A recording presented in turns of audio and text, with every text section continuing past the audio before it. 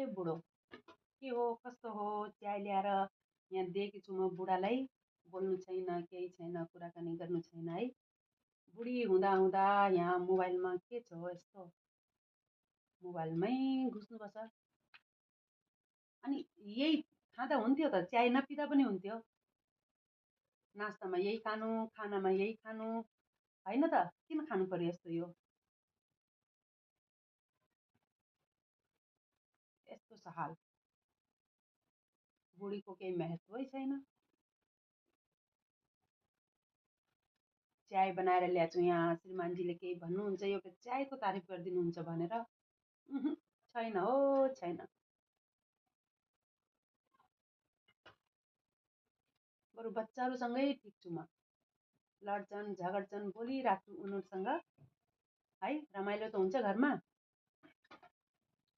बुढा सामने श्रीमान सामने कुराकानी केही छैन उदास उदासीपन बुढीको लागि एयरफोन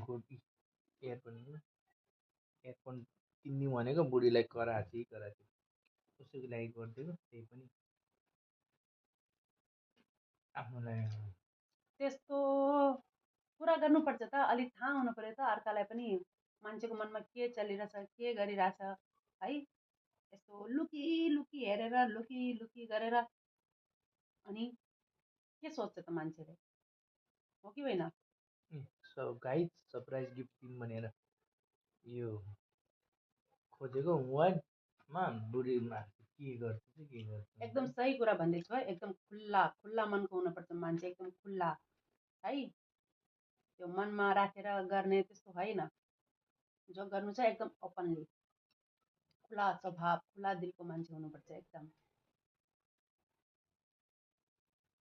यस्तै छ बुढोको पारा यस्तै छ मेरो बुढोको पारा